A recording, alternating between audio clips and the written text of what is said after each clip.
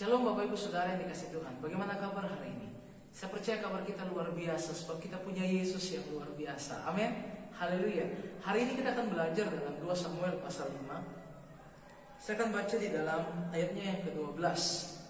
Saya akan bacakan bagi kita.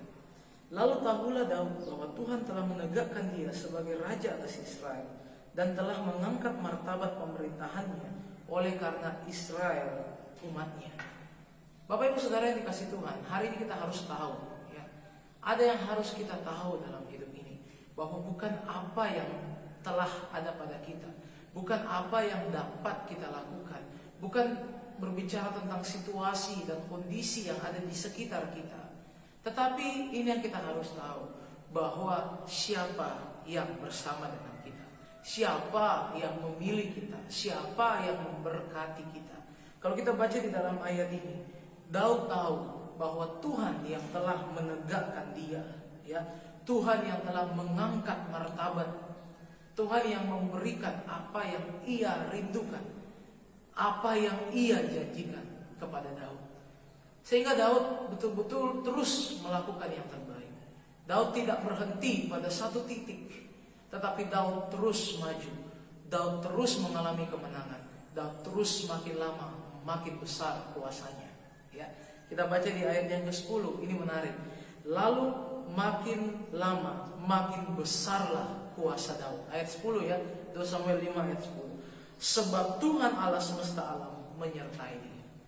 Oleh sebab itu Bapak Ibu Saudara, pagi hari yang indah ini, mari kita harus tahu bahwa Tuhan yang memilih kita, Tuhan yang bersama kita, Tuhan yang bersama kami, berjalan bersama kami. Ku tak takut, ku tak gentar, sebab Allahku bersama kami. Bapak Ibu Saudara, Tuhan bersama kita. Apapun tantangan yang sedang kita alami, berapapun sisa kekuatan kita, berapapun tinggal apa yang kita miliki saat ini, percayalah Tuhan bersama kita. Kemenangan yang indah, berkat-berkat yang luar biasa, ia akan selalu nyatakan yang terbaik Tuhan akan berikan. Hari ini kita akan belajar dari pasal 5 ini, mulai dari ayat yang pertama sampai ayatnya yang ke-5. Bagaimana ada mujizat penyertaan Tuhan. Yang pertama, penyertaan Tuhan selalu memberikan waktu yang terbaik. Saya ulang sekali lagi, penyertaan Tuhan selalu memberikan waktu yang terbaik. Kenapa saya katakan waktu yang terbaik? Ketika kita membaca di ayat yang ke-4, Daud berumur 30 tahun saat dia menjadi raja. 40 tahun lamanya dia memerintah, ya. Umur yang sangat matang. Umur yang kalau kita tahu, kita langsung teringat, oh iya ya, Tuhan Yesus kan mulai melayani di bumi itu mulai umur 30 tahun, ya. Jadi kalau kita melihat ini ada sebuah kecocokan yang sangat pas, ya. Ini ada sebuah waktu yang sangat indah pada waktunya. Ya, ini menarik sekali karena memang pada zaman itu sampai sekarang Yahudi, orang-orang Yahudi selalu menganggap 30 tahun itu adalah umur yang dewasa. 30 tahun itu adalah umur yang sudah cukup akil balik, ya. Kalau kita kan 17 tahun. Orang Yahudi sampai saat ini 30 tahun. Jadi ini menggambarkan bahwa pemerintahan itu Daud pegang, pemerintahan itu Daud kelola pada waktu yang tepat menurut hitungannya dia, menurut situasi dalam hidupnya dia, ya. Jadi menarik sekali. Waktu yang tepat bagi setiap orang itu berbeda-beda, ya.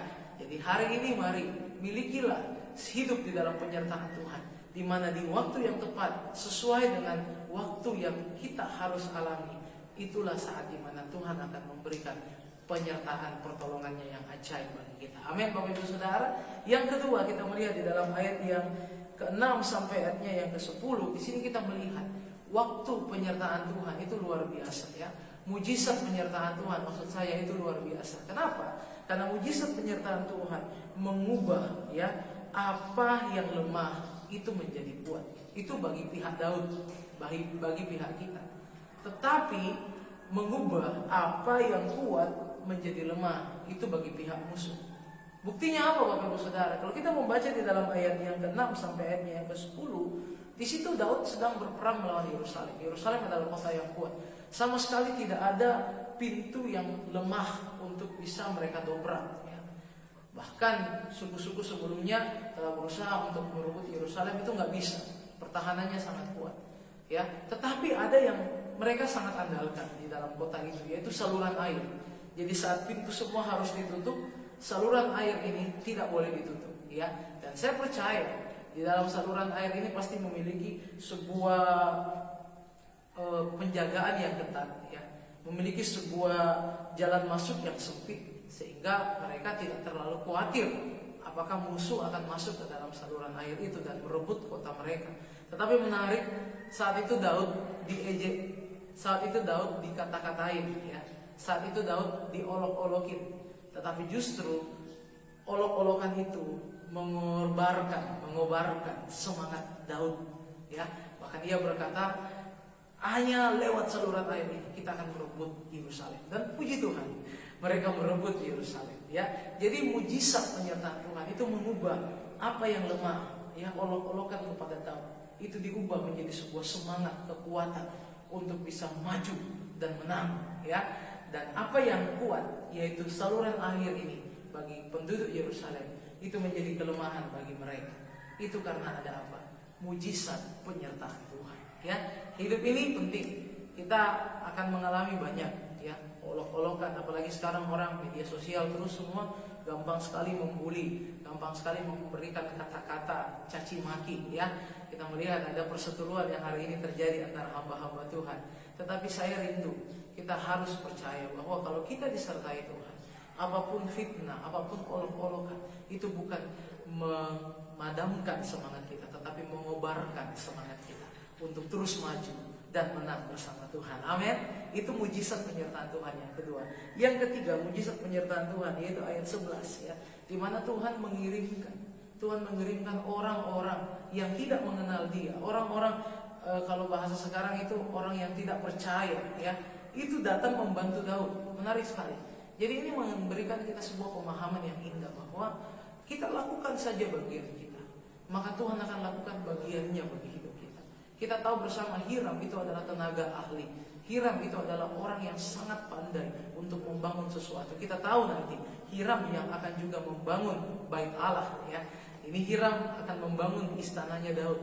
Jadi ini menjadi sebuah pelajaran yang indah. Mujizat penyertaan Tuhan adalah engkau akan memiliki sebuah saat-saat di mana Tuhan mengutus orang-orang yang terbaik untuk menolong engkau, untuk memberkati engkau, untuk membantu engkau. Apakah itu dokter, apakah itu tenaga medis, apakah itu orang-orang yang diberkati Tuhan, datang dan membantu kehidupanmu. Jadi ini penting untuk kita mengerti. Mujizat penyertaan Tuhan ialah memberikan bantuan lewat orang-orang yang kita tidak duga, memberikan pertolongan lewat cara-cara yang kita tidak duga. Amin, Bapak Ibu Saudara.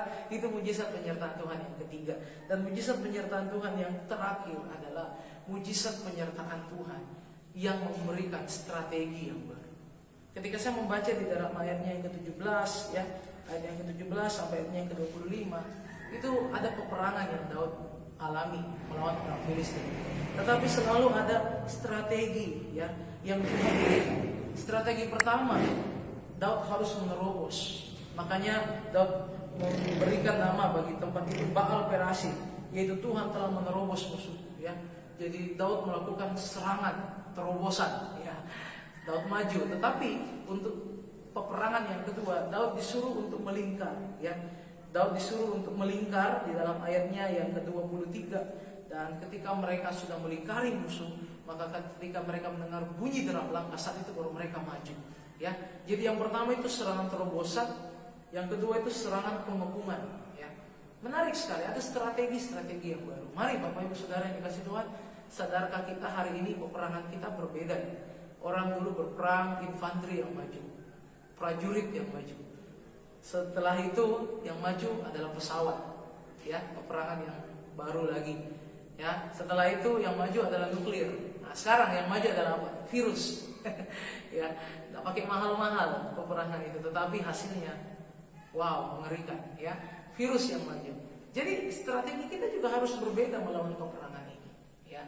Begitu juga musuh kita adalah kuasa kegelapan. Strategi mereka juga, cara berperang mereka juga terus baru. Jadi mari hari-hari ini, mari kita banyak berdoa, banyak bersekutu dengan Tuhan, minta strategi yang baru dari Tuhan, minta, ya, pembelaan Tuhan yang indah dan ajaib bagi kita. Dan mari lakukan bagian kita, maka Tuhan akan melakukan bagiannya bagi hidup kita. Amin. Demikianlah firman Tuhan saat ini. Ada mujizat penyertaan Tuhan. Yang pertama yaitu mujizat penyertaan Tuhan yang selalu indah pada waktunya, ya, yang selalu tepat pada waktunya. Yang kedua, mujizat penyertaan Tuhan yang mengubah kelemahan menjadi kekuatan, ya. Itu bagi pihak kita, bagi pihak musuh kekuatan menjadi kelemahan. Yang ketiga, mujizat penyertaan Tuhan adalah memberikan perkenanan, yaitu Tuhan mengutus orang-orang untuk membantu kita, cara-cara yang ajaib untuk menolong kita. Dan yang terakhir, mujizat Tuhan, penyertaan Tuhan, yaitu memberikan strategi yang baru.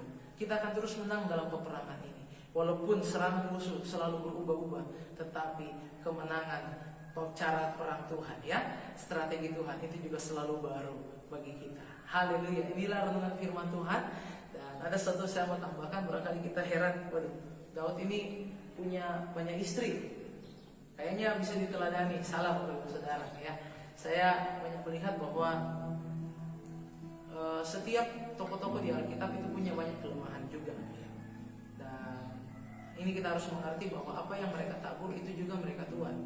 Kita tahu Daud karena banyak istrinya, ya, dan itu membuat masalah dalam rumah tangganya. Anak-anaknya ada yang saling membunuh, ya, dan anak-anaknya ada memiliki skandal satu sama lain. Itu yang Daud tabur, ya. Kita tahu juga Petrus, dia punya kesalahan menyangkal Yesus. Dan ada banyak tokoh-tokoh di Alkitab, Abraham, ya, Ishak, ya. Ishak itu bahkan juga pernah berbohong, berkata Ribka itu saudaranya di hadapan Raja Filistin, ya. Mereka punya banyak kelemahan. Itu supaya kita tidak mengidolakan mereka, tapi kita mengerti bahwa ada anugerah Tuhan yang mau memakai dan memulihkan orang yang mau bertobat, ya. Dan ini juga menggambarkan bahwa kita manusia biasa, manusia yang punya banyak kesalahan, tetapi kalau kita bertemu dengan Allah yang luar biasa, Dia akan memakai kita dan akan memulihkan hidup kita. Amin. Demikianlah renungan firman Tuhan.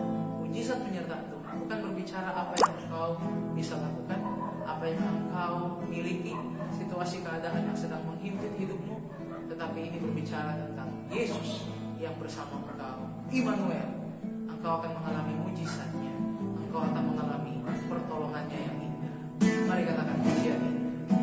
Tuhan yang bersama kami, berjalan bersama kami.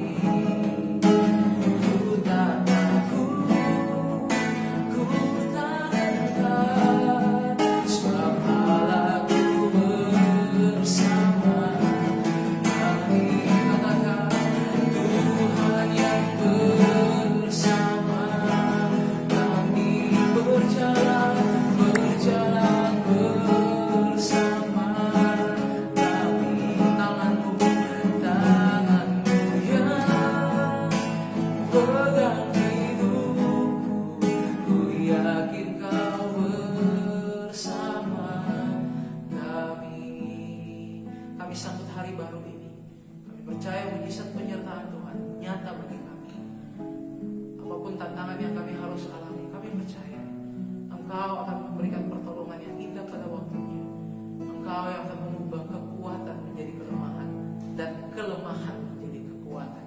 Ajar kami hanya mengandalkan Engkau, bukan mengandalkan kekuatan kami. Dan biarlah hidup kami sepenuhnya hidup bergantung pada kemurahan-Mu, perkenananmu. Kami percaya Tuhan sanggup memakai orang-orang, Tuhan sanggup menggunakan cara-cara yang ajaib untuk menolong kami. Dan kami juga percaya dalam setiap peperangan kami ada strategi yang baru yang harus kami ambil di dalam hadirat Tuhan, melalui Engkau Tuhan, Panglima kami, pemimpin kami, komandan kami. Dan kami percaya ketika Engkau telah memberikan strategi itu, kami akan maju dan menang bersama dengan Tuhan. Kami sambut hari baru ini di dalam nama Tuhan Yesus. Yang sakit Tuhan sembuhkan, yang lemah Tuhan kuatkan, yang susah Tuhan hiburkan. Kami berjalan dalam berkat anugerah, berjalan di dalam kemenangan, mujizat penyertaan Tuhan yang ajaib. Haleluya, amin. Semangat bagi Immanuel, Tuhan menyertai kita. Haleluya.